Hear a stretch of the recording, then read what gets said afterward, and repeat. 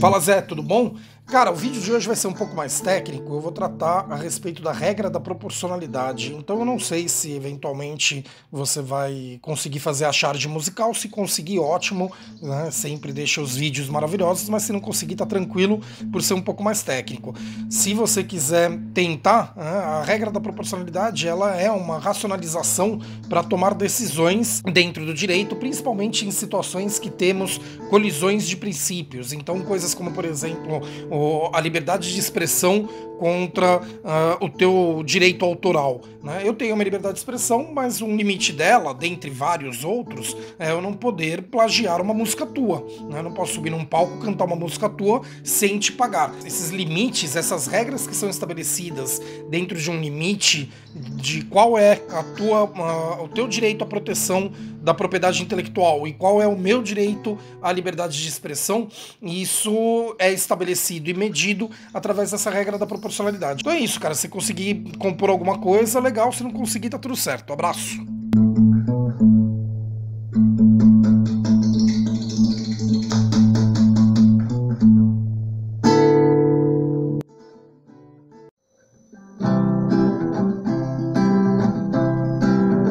E aí? Pode ou não pode? Como é que eu vou saber, hein? Quer cantar minha canção? Isso é legal, quer roubar minha canção? Não é legal, quer falar da minha arte? Isso é legal, se apropriar da minha arte? Não é legal, quer expressar seu pensamento? Isso é legal, quer causar constrangimento? Não é legal, é tudo uma questão de ter bom senso. É importante ter ponderação. Existe a regra da proporcionalidade para evitar ter que passar carão. É tudo uma questão de ter bom senso. É importante ter ponderação. Existe a regra da proporcionalidade para evitar ter que passar carão. Quer expor seu ponto de vista? Isso é legal, fazer comentário racista? Não é legal, quer contar sua piada? Isso é legal, quer fazer bullying da risada? Não é legal, é tudo uma questão de ter bom senso. É importante ter ponderação. Existe a regra da proporcionalidade para evitar ter que passar carão. É tudo uma questão de ter bom senso. É importante ter ponderação. Existe a regra da proporcionalidade para evitar ter que passar carão. Se liga, meu, fica esperto.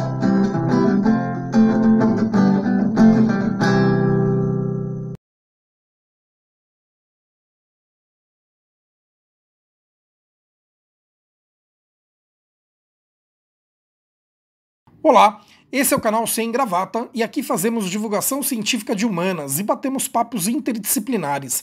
Vocês acabaram de ouvir a música do Zé Luiz Rodovalho, que dá a visão do artista sobre os temas que nós estamos chamando de charge musical.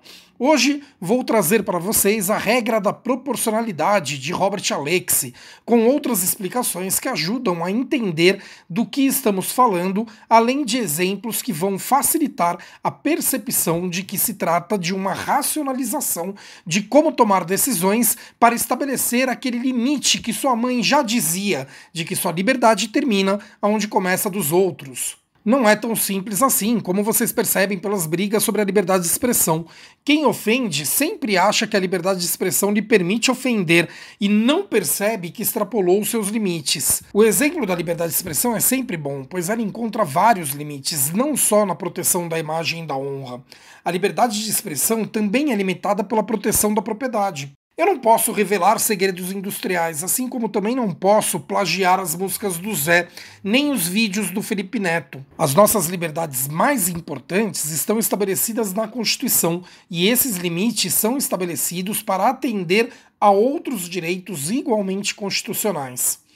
E, na verdade, Todas as leis e demais normas que temos dentro e fora do direito estabelecem limites às nossas liberdades, para proteger nossos direitos e melhorar a vida em sociedade. Então, se isso vale para todas as normas, vale para a que estabelece o registro de imóvel, pois é ela que garante nosso direito à propriedade e impede que alguém se sinta na liberdade de invadi-la. Mas daí vem a própria Constituição e fala que eu tenho sim a liberdade de ter propriedades, contanto que eu respeite a sua função social para impedir que pessoas façam especulações imobiliárias. Esse assunto da propriedade dá pano para manga, e prometo que um dia gravo um vídeo só sobre isso.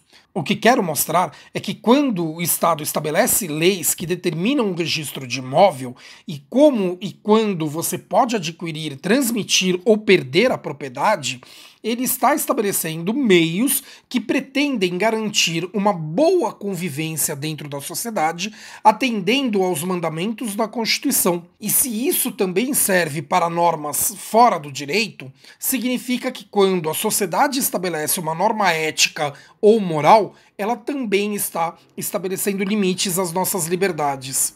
É por isso que nesse vídeo eu resolvi misturar mais um tema, os dilemas éticos. Dilemas éticos são situações em que estamos em uma encruzilhada e temos que tomar uma decisão entre duas possibilidades corretas, mas com maior ou menor impacto no resultado. Não se trata de situações em que eu tenho uma escolha certa a se fazer, mais difícil, e outra errada, mas mais cômoda. Isso não é um dilema ético, é um problema de ética e suas dificuldades. Como, por exemplo, quando um empresário está entre aceitar um esquema de corrupção ou perder a empresa e com isso demitir milhares de funcionários e colocar em risco a sua própria subsistência. Nesse caso, não há dúvidas quanto qual é a resposta ética. Um exemplo de dilema ético atual é a disputa por respiradores. Quem tem a preferência? Quem chegar primeiro? O mais novo? Percebam que ambas as decisões são corretas e cada uma gera um impacto diferente. Nesse vídeo, eu trago as duas coisas juntas, pois a regra da proporcionalidade ajuda os profissionais do direito a resolver questões difíceis e talvez seja útil também para quem não é do direito, pois fora dele nós tomamos decisões aplicando normas éticas e morais que podem ser igualmente difíceis. Mas temos um alerta vermelho aqui. Cuidado com o utilitarismo. O utilitarismo é uma filosofia que foi desenvolvida principalmente no século XVIII, em que, diante de duas possibilidades, a escolha deve ser a que trouxer mais benefício. O problema é que a história nos mostrou que, pelo utilitarismo, as pessoas podem tomar decisões que são boas para elas, mas catastróficas para outros. Eu vou deixar um link aqui na descrição do vídeo do Michael Sandel, professor de Harvard, explicando isso. A regra da proporcionalidade, assim como as decisões de dilemas éticos, não podem descambar para um utilitarismo, em que a decisão é a mais benéfica sem calcular a parte ruim dela. No direito, a análise consequencialista é obrigatória, ou seja, para criar ou aplicar o direito, não podemos não analisar quais serão as suas consequências. Já na vida pessoal, nas questões éticas e morais, nem sempre é assim. As normas jurídicas são reconhecidas assim por serem feitas pelo Estado com a finalidade de encontrar os limites das nossas liberdades que melhor protege nossos direitos. E em tudo que o Estado faz, ele tem que ser racional, razoável e proporcional. Afinal, somos nós quem pagamos a conta.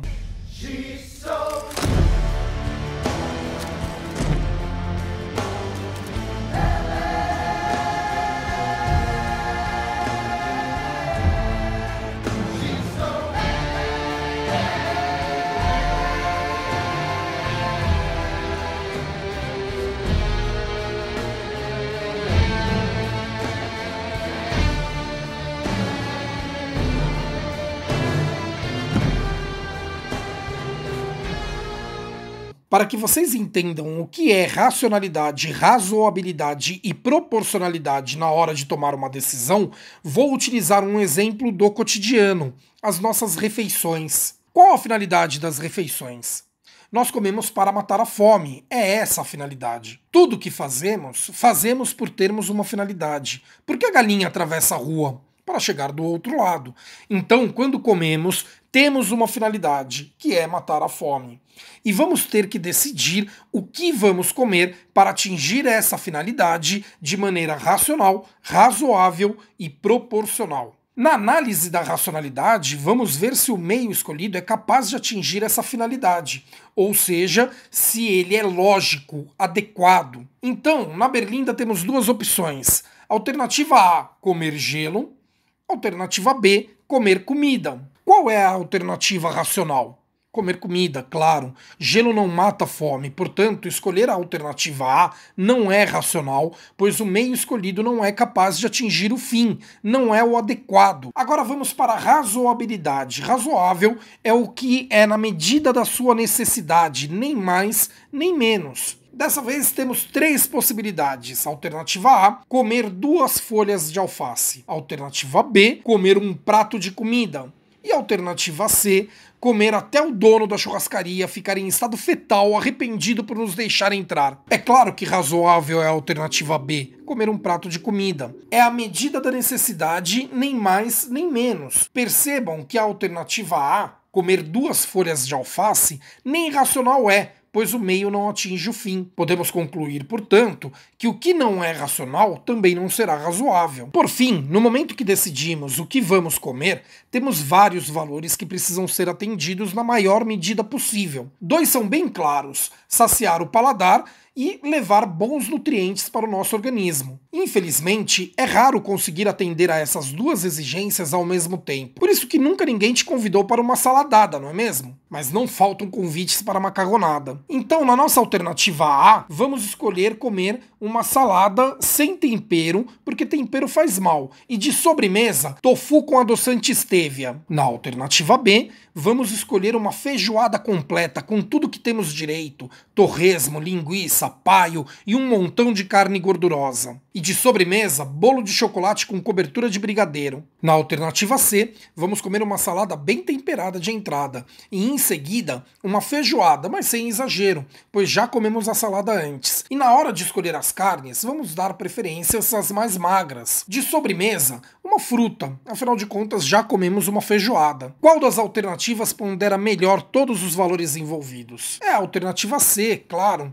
Ela é a decisão que podemos afirmar que é racional, razoável e proporcional. E com certeza, muitos agora estão pensando: mas que se dane, eu quero comer gelo para entrar no meu vestido de noiva. Outros estão pensando: quando eu vou numa churrascaria, a ideia é exatamente vencer o jogo e deixar o dono em estado fetal. E muitos provavelmente preferem comer a feijoada completa e ainda justificam que já é um prato bastante equilibrado. Afinal de contas, tem couve, tem laranja, tem tudo nele. É essa a questão. Nós não precisamos ser racionais, razoáveis e proporcionais em todas as nossas decisões. Somos livres para decidir do jeito que quisermos, a não ser que venha uma lei e determine algo diferente. Já o poder público não. Executivo, legislativo e judiciário são obrigados a tomar decisões capazes de atingir o fim, sem excessos e ponderando corretamente todos os valores envolvidos, principalmente os constitucionais. A regra da proporcionalidade, estabelecida pelo Robert Alexy, tenta racionalizar um método para achar a decisão correta que é racional, razoável e proporcional. Tem uma importância aqui. O poder legislativo e o poder executivo, quando eles tomam as suas decisões, eles, pelo menos em tese, já estão fazendo essa ponderação da racionalidade, razoabilidade e proporcionalidade. Então o juiz, ao decidir, tem que se preocupar em também ser racional, razoável e proporcional, mas sem desrespeitar a ponderação que os outros poderes já fizeram. Assim, a regra da proporcionalidade servirá para verificar se foi realmente feita essa ponderação pelo Estado quando tomou a sua decisão, ou se ela foi mal feita. Servirá também para casos em que não tinha como o legislador detalhar todas as hipóteses, e quando a questão chega para o juiz, é que ele consegue enxergar exceções às leis feitas pelo legislador. Não preciso nem falar que o que mais temos são usos errados dessa regra, né? O próprio Robert Alexy reclama bastante disso. Mas voltando à música do Zé, tudo seria apenas uma questão de bom senso. Pena que isso não se encontra nas prateleiras do supermercado. Vamos agora ver exatamente qual é essa regra da proporcionalidade e como devemos aplicá-la. Depois eu trago um exemplo que foi apresentado pelo professor Luiz Guilherme Arcaro Conte em um artigo que está aqui nas referências do vídeo. Nele, o professor faz uma adaptação de uma decisão do judiciário em um caso de patrão que queria olhar os e-mails dos empregados. Já chego lá. A regra da proporcionalidade tem etapas sucessivas em que, se resolvermos a questão na primeira, nem precisa ir para a segunda, e assim por diante. São 3 etapas. A primeira é a adequação. Nessa etapa, a gente verifica se o meio escolhido pelo poder público é capaz de produzir o fim e se tanto o meio quanto o fim estão de acordo com o resto do ordenamento jurídico. Por exemplo, já teve um projeto de lei que queria obrigar donos de casas noturnas a colocar bebedouros. E a justificativa do projeto é que com isso eles iriam combater as drogas. Não parece ter nenhuma ligação lógica entre bebedouros em casas noturnas e combate às drogas. Imagina só limitar a propriedade à livre iniciativa do dono da casa noturna, falando que com isso iremos diminuir o consumo de drogas. Não teria cabimento algum, né? Como dito, não basta o meio ser capaz de produzir o fim. Meio e fim devem estar de acordo com o ordenamento jurídico. Então não é possível o poder público estabelecer a tortura como meio para atingir a finalidade de segurança pública. Daí vocês me perguntam, ué, mas se descer o cacete no sequestrador, ele irá falar onde estão as crianças sequestradas. Só que a tortura deve ser combatida pelo poder público, porque a história já nos mostrou que o mais raro mesmo é que sejam sequestradores de criancinhas. Comum é torturar até inocentes para tentar chegar ao dono do morro. Então, o Estado não pode nunca tratar a tortura como um meio adequado, pois não está de acordo com o ordenamento jurídico. O mesmo serve para uma medida que tenha por finalidade, por exemplo, favorecer a prostituição infantil. É óbvio que o Estado não pode aprovar lei que favoreça a prostituição infantil, mas acreditem, aqui em São Paulo, o Agnaldo Timóteo, aquele cantor que foi para a política, não só propôs um projeto de lei para descriminalizar a prostituição infantil, como ainda ria em diversos programas de TV para defender a sua ideia. Tem tantos erros nesse projeto que eu nem saberia por onde começar. Então vamos seguir. Vocês já entenderam essa primeira etapa, a da adequação. É a racionalidade. Se não tiver nenhuma lógica entre o meio e o fim, ou o meio ou o fim não estiverem de acordo com o ordenamento jurídico, nem precisa continuar, porque já significa que é uma decisão errada. Na segunda etapa, temos a necessidade. Volta o vídeo que você vai ver que eu disse que ser razoável é tomar decisões na medida da necessidade, nem mais nem menos. E eu disse também que se comer 2 folhas de alface não é racional, pois não é capaz de matar a fome, também não vai ser razoável, pois não é na medida da necessidade. É por isso que quando a decisão que está sendo analisada não é a adequada, a gente nem precisa continuar, porque é claro que ela também não será razoável e menos ainda proporcional. Nessa segunda etapa, a da necessidade, a gente tenta imaginar se existem outros meios menos gravosos de atingir a finalidade. Mas não adianta ser menos gravoso e atingir a finalidade em medida menor do que a da decisão analisada. Tem que ser na mesma medida ou maior. Quando o Estado toma decisões mais gravosas, ele está sendo excessivo. Vocês também vão encontrar sobre isso se pesquisarem por proibição de excesso. Um exemplo que tivemos aqui no Brasil de Estado exagerando na medida foi quando veio a lei que tornou mais grave dirigir depois de consumir bebida alcoólica. Mas calma, que não foi essa lei que foi excessiva. Essa lei foi na medida da sua necessidade, pois como era antes, ninguém respeitava. Só que quando essa lei foi aprovada, começaram a fazer o que chamamos de blitz ostensiva. Onde quer que você fosse, tinha que passar por 1 ou até 2 blitz, mesmo em bairros longe do agito. Em pouco tempo, a própria Secretaria de Segurança Pública percebeu que não era preciso tudo aquilo de blitz, limitando o nosso direito de ir e vir e ocupando grande parte do efetivo da polícia. Basta mapear onde tem mais bares e fazer as blitz tentando surpreender quem costuma beber e dirigir.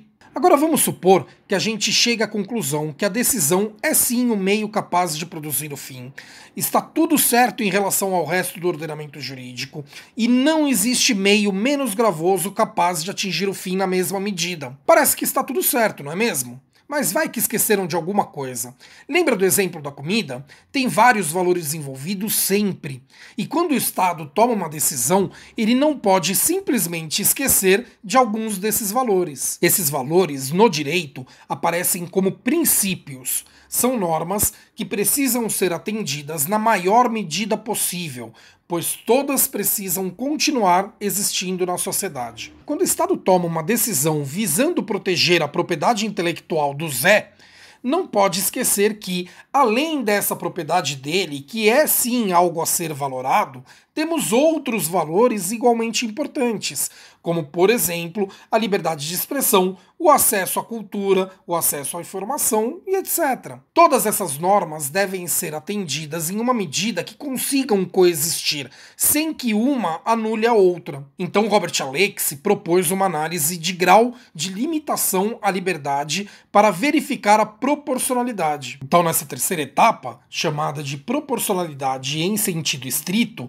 o que a gente olha é em qual medida a decisão vai limitar a liberdade para ver se é proporcional ao quanto importa atingir a finalidade desejada. E já sabemos que se chegar ao ponto de aniquilar esse princípio, ou seja, fazer com que a gente não tenha mais essa liberdade, não será uma boa ponderação. Vamos para o exemplo prático que vai ficar mais fácil de entender.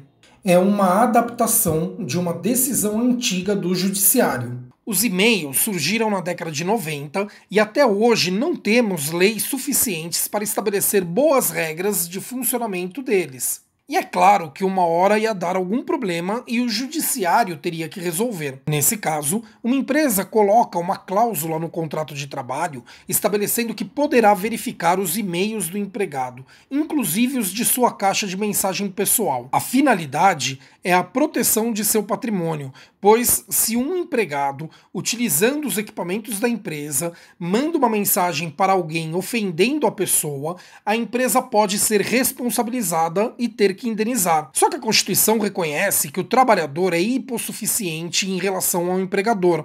Ou seja, nesse contrato, se não tiver nenhuma interferência do Estado, as duas partes não entram em pé de igualdade para serem realmente livres para colocar o que querem nas suas cláusulas. Salvo exceções raras, o empregador que está oferecendo a vaga está relativamente tranquilo, pois se o empregado não aceitar a oferta, tem mais gente desempregada que aceita, enquanto que o empregado, a não ser que seja detentor de uma técnica rara que só ele tem para oferecer no mercado, assina o contrato sem nem se preocupar com o que está escrito além da cláusula que estabelece seu salário, pois é isso que é necessário para a sua subsistência. Daí a questão chegou no judiciário e o juiz tem que resolver, pois se não fizer nada, a privacidade do empregado será aniquilada. Não adianta o juiz falar que se não tem lei, as pessoas são livres para fazer o que quiser, pois a Constituição, que é uma lei e é uma lei ainda mais importante do que as demais, determina a proteção do trabalhador em casos como esse. Essa análise percebe-se que, nesse meio estabelecido pelo empregador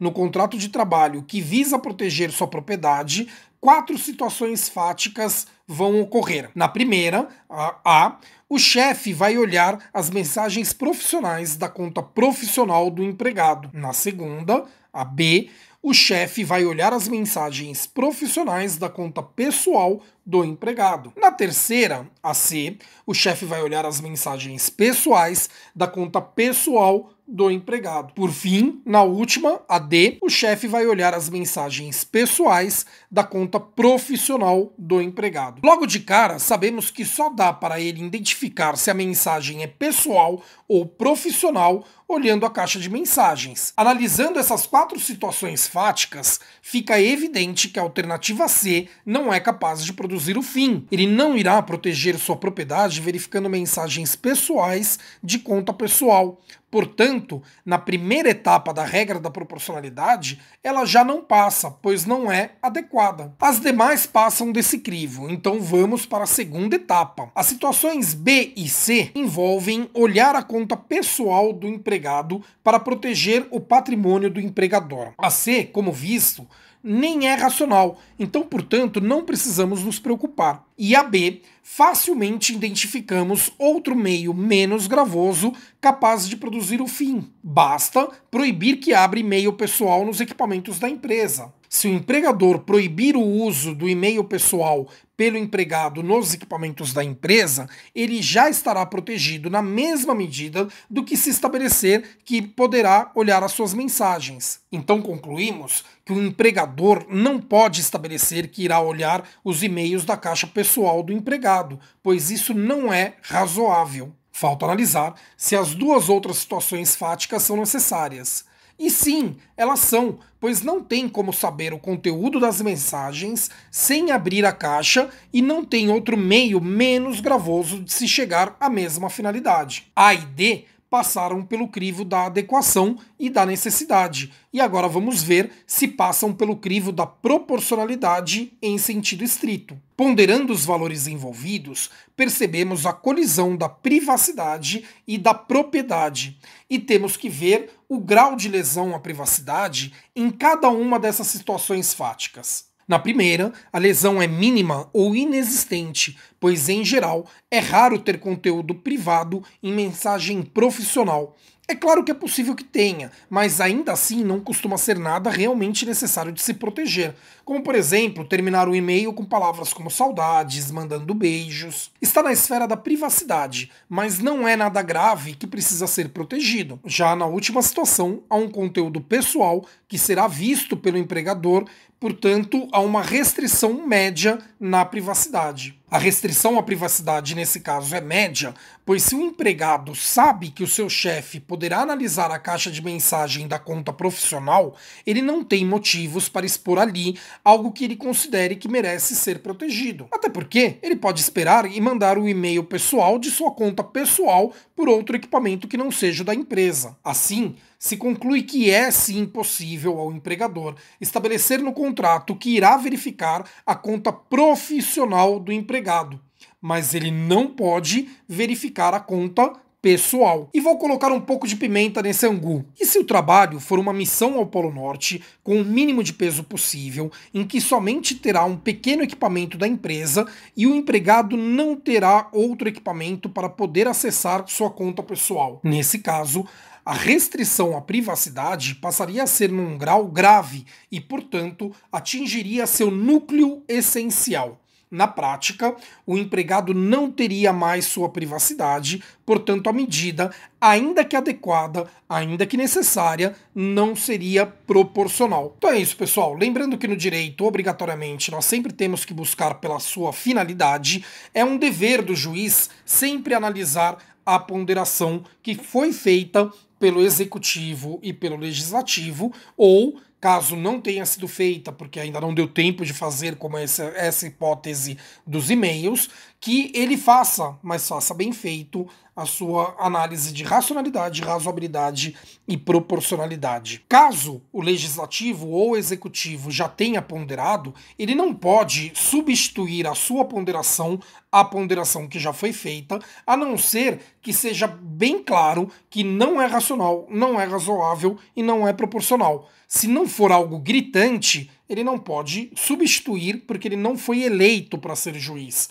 Quem foi eleito foram os nossos políticos, para o bem e para o mal. Já nos dilemas éticos, a regra da proporcionalidade talvez possa ajudar a tomar uma decisão que seja mais racional, mais razoável e mais proporcional, ainda que ambas corretas, com toda certeza, em graus diferentes, alguma coisa será atingida, alguma liberdade será atingida. Então é possível ponderar o quanto que essa liberdade da outra pessoa será prejudicada. Percebam que isso não pode se equivaler ao utilitarismo de buscar os benefícios da decisão, mas sim qual será a medida menos gravosa e que pondera corretamente para chegar à sua finalidade. Certo, gente? Esse vídeo ficou um pouco longo, mas espero que tenham gostado. Se gostaram, se inscrevam no canal e compartilhem nossos vídeos.